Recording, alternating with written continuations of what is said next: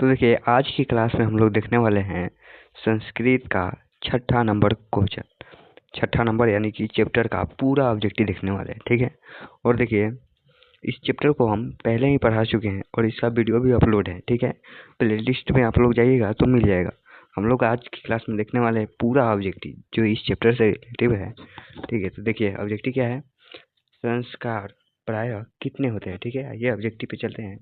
संस्कार कितने होते हैं, संस्कार कितना होता है, 5 होता है, ठीक है। कितना होता है, 5 होता है। चलिए नेक्स्ट है केशांत संस्कार किसके अंतर्गत होता है। तो देखिए शिक्षा काल के समय ही क्या होता है, तो केशांत संस्कार होता है। नेक्स्ट है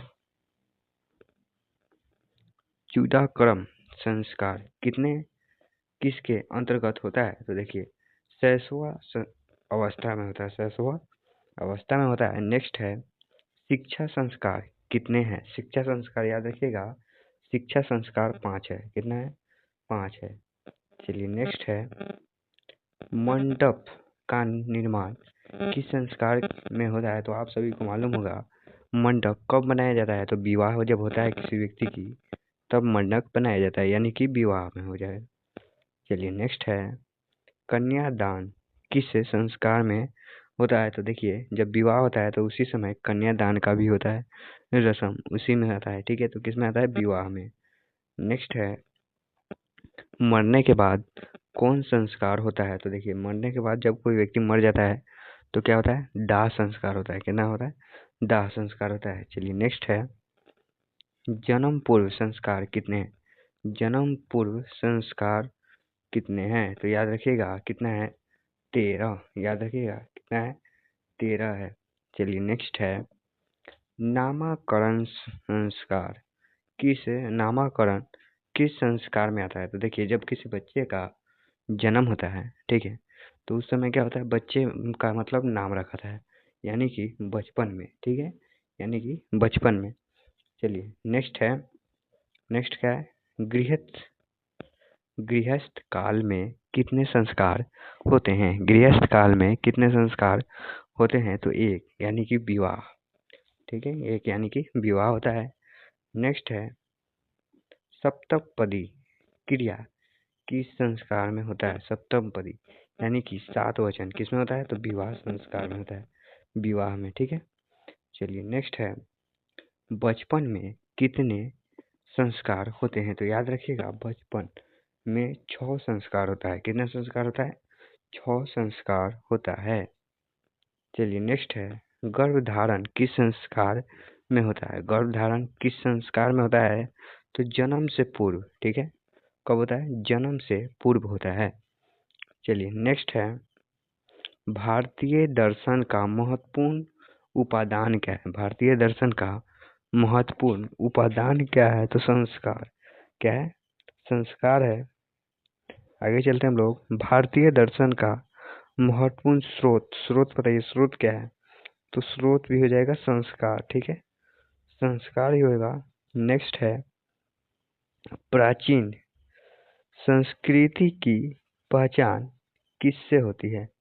प्राचीन संस्कृति की पहचान किससे होती है, तो संस्कारों से ही प्राचीन संस्कृति की पहचान होती है।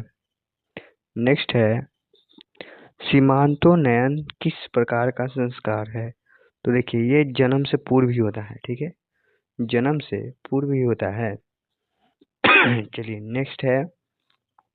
नेक्स्ट आइएगा प्राचीन काल में शिष्यों को क्या कहा जाता था, तो ब्रह्मचारी शिष्य लोग कहाँ जाके रहते थे, तो गुरु के घर, यानी कि गुरु का घर कहाँ होता था, जंगलों में, ठीक है। और सभी विद्यार्थी अपने अपने घर को छोड़कर गुरु के आश्रम में जाकर भिक्षा भी मांगते थे, पढ़ाई भी करते थे और गुरु जी के साथ भी रहते थे, ठीक है, आश्रम में। नेक्स्ट है गुरु शिष्य को कहाँ ले जाते थे, तो वन में। कहाँ, वन में ही उनका आश्रम होता था। नेक्स्ट है शिक्षा नियमों का पालन कौन करते हैं। शिक्षा नियमों का पालन कौन करते हैं, तो जो शिष्य लोग वही करते हैं, ठीक है। नेक्स्ट है गुरु शिष्य को क्या देकर घर भेजते थे, तो उपदेश। देखिए, जब शिष्य की शिक्षा समाप्त हो जाती थी, पूरा शिक्षा ग्रहण करने के बाद गुरुजी शिष्य को भेजते थे, कहाँ भेजते थे? घर। और उपदेश देते थे कि गलत कार्य नहीं होना चाहिए, अच्छे अच्छे उपदेश भी देते थे। प्राचीन काल में शिष्य वेदारंभ कहाँ करते थे? वेदारंभ कहाँ करते थे? तो गुरु जी के घर में। ठीक है, गुरु जी के घर पे, यानी कि वन में। नेक्स्ट है, भारतीय संस्कृति का परिचय किसमें दिखाई पड़ता है? तो संस्कारों में। ठीक है, हम लोगों के संस्कारों में। नेक्स्ट है अंतिम शिक्षा संस्कार का नाम क्या है? तो समावर्तनम। ठीक है, समावर्तनम। नेक्स्ट है पानी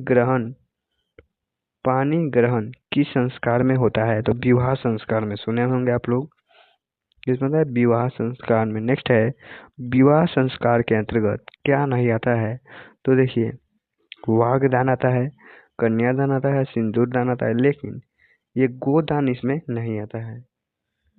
चलिए, नेक्स्ट है कब गुरु शिष्य को उपदेश देकर घर भेजते थे? तो शिक्षा के अवसान में। ठीक है, शिक्षा हो जाने के बाद। नेक्स्ट है शिष्य का पहला सौर कर्म कहाँ होता था? तो गुरु के घर पर। नेक्स्ट है चरित्र का निर्माण किससे होता है? तो संस्कारों से ही होता है। नेक्स्ट है अंत्येष्टि संस्कार कब होता है? तो याद रखिएगा, मरने के बाद। कब होता है? मरने के बाद। नेक्स्ट है गोदान किस संस्कार का मुख्य कार्य है? तो याद रखिएगा, केशांत। ठीक है, केशांत के। नेक्स्ट है साहित्य ग्रंथों में केशांत संस्कार का नामांतर क्या है? तो गोदान। ठीक है, क्या है? गोदान। नेक्स्ट है वागदान किस संस्कार में होता है? तो विवाह संस्कार में। ठीक है, चलिए नेक्स्ट है पुंसवन संस्कार कब होता है? तो जन्म के पहले, याद रखिएगा। नेक्स्ट है भारतीय संस्कार में कितने संस्कार है? तो 16। याद रखिएगा, कितना है? 16 है। नेक्स्ट है शैशवावस्था के संस्कार कितने हैं? तो याद रखिएगा 6। और देखिए, बोर्ड एग्जाम में पूछा भी गया है 20 और 21 में।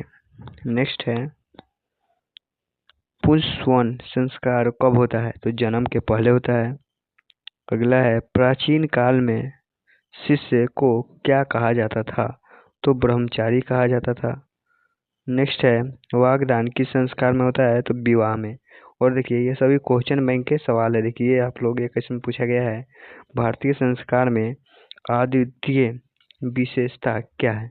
तो संस्कार ही है। नेक्स्ट है, देखिए 16 में, 18 में, 21 में पूछा गया है संपत्ति कर्म कांड किस संस्कार में होता है? तो विवाह संस्कार में। ठीक है, चलिए अगला है। देखिए, ये कितनी बार बोर्ड एग्जाम में पूछा गया है, भारतीय संस्कृति में कितने संस्कार होते हैं? तो 16 वो संस्कार होता है। चलिए नेक्स्ट है गोदान किस से संस्कार का मुख्य कार्य है? तो केशांत संस्कार का। चरित्र का निर्माण किससे होता है? तो संस्कारों से होता है। अंत्येष्टि संस्कार कब होता है? तो मरने के बाद होता है। पानी ग्रहण किस संस्कार में होता है? तो विवाह संस्कार में होता है। नेक्स्ट है साहित्य ग्रंथों में केशांत संस्कार का नामांतर क्या है? तो गोदान। नेक्स्ट है अंतिम शिक्षा संस्कार का क्या नाम है? तो समावर्तनम संस्कार। विवाह संस्कार के अंतर्गत क्या नहीं आता है? तो गोदान नहीं आता है। चलिए नेक्स्ट है प्राचीन संस्कृति की पहचान किससे होती है? तो संस्कारों से होती है। और देखिए, हमने आपको पूरा 50 सब्जेक्ट कराया। ठीक है, कितना कराया? तो 50 सब्जेक्ट कराए। ठीक है, ये सभी VBI है बॉस। देखें ना आप लोग, कितनी बार बार पूछा गया है क्वेश्चन। ठीक है, और आप लोग कमेंट करके जरूर बताइएगा क्लास आप लोगों को कैसा लगा। ठीक है, अगर अच्छा लगा हो तो लाइक और सब्सक्राइब जरूर कीजिएगा। चलिए मिलेंगे नेक्स्ट क्लास।